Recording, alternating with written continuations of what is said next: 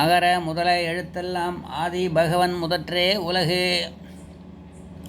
பேரன்பு சான்ற பெரியோர்களே, தாய்மார்களே, ஆன்மீக அன்பர்களே, இதிகாச நேயர்களே, இலக்கிய பிரியர்களே, கவிதை நேயர்களே, ஜோதிட ஆர்வலர்களே, உங்கள் அத்தனை பேருக்கும் முனுகை ராமச்சந்திரனின் முதன்மையான வணக்கம். இன்றைய தினத்திலே ஜோதிடத்திலே இருந்து ஒரு பதிவினை பார்க்க போகிறோம். மீனராசிக்கு சனிப்பெயர்ச்சி பலன்கள் எப்படி இருக்கும் என்பதை பற்றி பார்க்க போகிறோம். கால புருஷ தத்துவத்தின்படி மீனராசி 12வது ராசி, மீனராசி இரட்டை ராசி, மீனராசி பெண் ராசி, மீனராசி உபயராசி, மீனராசி ஜலராசி. புரட்டாதி நட்சத்திரம் 4ஆம் பாதம், உத்திரட்டாதி நட்சத்திரம் 1, 2, 3, 4 பாதங்கள், ரேவதி நட்சத்திரம் 1, 2, 3, 4 பாதங்கள் ஆக 9 பாதங்கள் இந்த மீனராசியிலே அடங்கும். மீனராசிக்கு அதிபதி குரு பகவான். மீனராசி குருவுக்கு ஆட்சி வீடு, மீனராசி சுக்கிரனுக்கு உச்ச வீடு, மீனராசி புதனுக்கு நீச்ச வீடு. ஆட்சி வீடு என்பது சீஃப் மினிஸ்டர் ரேங்க், உச்ச வீடு என்பது பிரைம் மினிஸ்டர் ரேங்க், நீச்ச வீடு என்பது கோமா ஸ்டேஜ் ரேங்க். ஆகவே மீனராசி என்பவர்களே, சனி பெயர்ச்சி பலன்கள் உங்களுக்கு எப்படி இருக்கும் என்பதை பற்றி இந்த பதிவினை பார்க்க போகிறோம். 29/3/2025 சனி பகவான் புரட்டாதி நட்சத்திரம் 3ஆம் பாதத்திலே இருந்து புறப்பட்டு புரட்டாதி நட்சத்திரம் 4ஆம் பாதத்திற்கு சென்றுள்ளார். அதாவது கும்பராசியிலே இருந்து புறப்பட்டு மீனராசிக்கு சென்றுள்ளார். இந்த மீனராசியை எடுத்துக்கொண்டால், இந்த மீனராசியிலிருந்து கணக்கெடுத்தால் 11ஆம் வீட்டுக்கும் 12ஆம் வீட்டுக்கும் அதிபதி சனி பகவான், லாபஸ்தானத்திற்கும் விரயஸ்தானத்திற்கும் அதிபதி சனி பகவான். விரயஸ்தானத்திலே இருந்த சனி பகவான் இப்பொழுது ஜென்மராசிக்கு வந்துள்ளார். உதய சனியாக இருந்த சனி பகவான் இப்போது உச்ச சனியாக மீனத்திற்கு வந்துள்ளார். இதுவரை விரய சனியாக இருந்த சனி பகவான் கும்பத்திலே இருந்ததால் நிறைய விரயங்களை தந்திருப்பார், வீண் செலவுகள் பலவற்றை தந்திருப்பார். அதே நேரத்தில் வீடு வாங்குவது, மனை வாங்குவது, வாகனம் வாங்குவது, நகை வாங்குவது போன்ற சுப விரயங்களையும் அவர் தந்திருப்பார். இப்போது மீனத்திற்கு சனி பகவான் வந்திருப்பதால், குருவினுடைய ராசிக்கு வந்திருப்பதால், குருவினுடைய ராசியான மீனராசிக்கு வந்திருப்பதால், குருவினுடைய நட்சத்திரமான புரட்டாதி நட்சத்திரத்தை பயணம் செய்வதால் முதல் 100 நாட்கள் நன்மைகள் மட்டுமே மீனராசிக்கு நடக்கும்.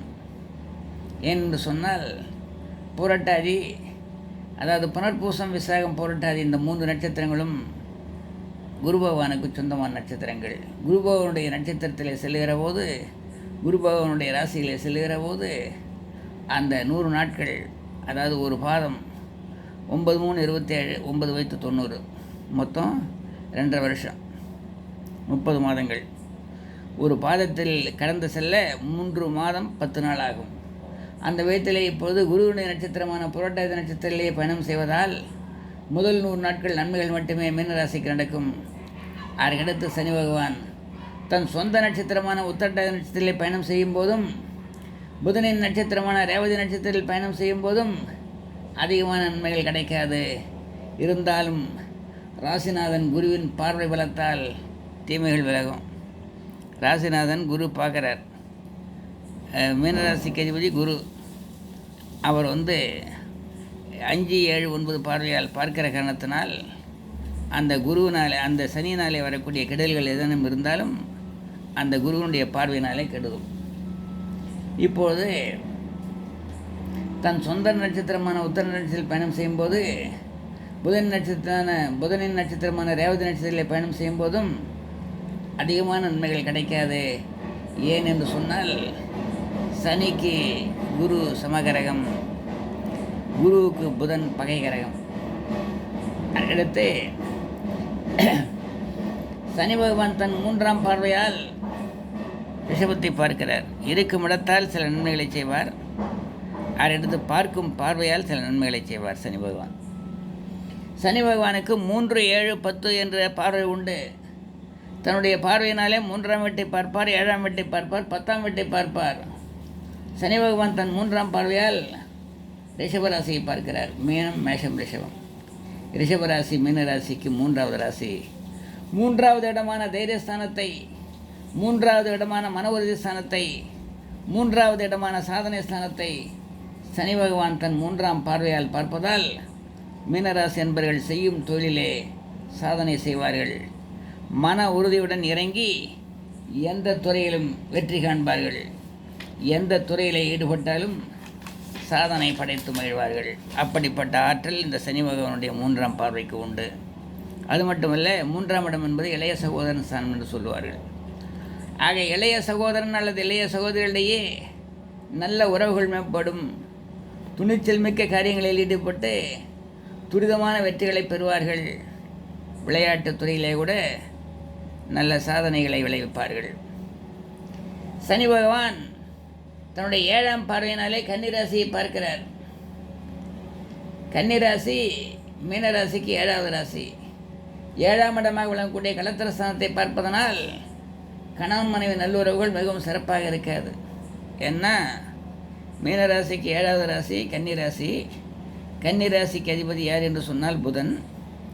ஆக மீன லக்னத்திலே மீன ராசியிலே பிறந்தவர்களுக்கு புதன் பாதகாதிபதி.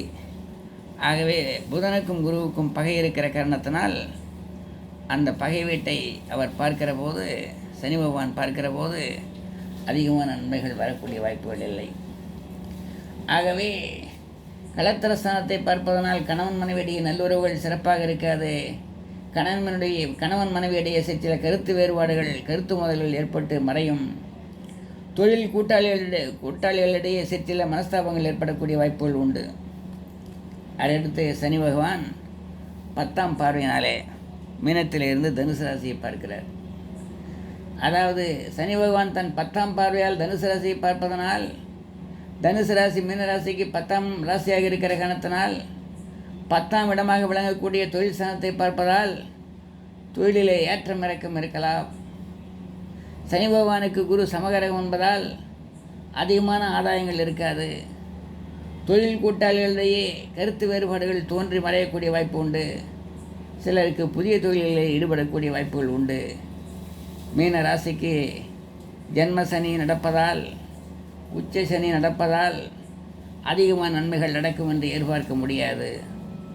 மொத்தத்தில் நன்மையும் தீமையும் கலந்த சனிப்பயிற்சியாக இந்த சனிப்பயிற்சி மீனராசிக்கு அமையும் என்பதை இந்த நேரத்திலே நான் தெரிவித்துக் கொள்கிறேன். இதற்கு வியாழக்கிழமை தோறும் நவக்கிரக வழிபாடு செய்தால் தீமைகளில் இருந்து விலகி கொஞ்சம் நன்மைகளை பெறலாம் என்பதை இந்த பதிவின் மூலமாக நான் சொல்லிக் கொள்கிறேன். இந்த பதிவினை கேட்டுக்கொண்டிருக்கக்கூடிய மீனராசி என்பர்களே, உங்களுக்கெல்லாம் ஒரு வேண்டுகோள். ராமச்சந்திரன் முனுகி என்கிற யூடியூப் சேனலை சப்ஸ்கிரைப் செய்வதன் மூலம் என்னுடைய பதிவுகள் உடனுக்குடன் உங்கள் மொபைலுக்கு வந்து சேரும். என்னுடைய பதிவுகள் சிறப்பாக இருந்தால் லைக் செய்யும்படி கேட்டுக்கொள்கிறேன். என்னுடைய பதிவுகள் மிகவும் சிறப்பாக இருக்கிறது என்று நீங்கள் உணர்வீர்களானால் நண்பர்கள் உறவினர்களுக்கு ஷேர் செய்யும்படி கேட்டுக்கொள்கிறேன். இந்த பதிவினை கேட்ட உங்கள் அனைவருக்கும் என்னுடைய வாழ்த்துக்களை, பாராட்டுக்களை, நன்றியை தெரிவித்துக் கொள்கிறேன். வாழ்க வளமுடன், நலமுடன். நன்றி, வணக்கம்.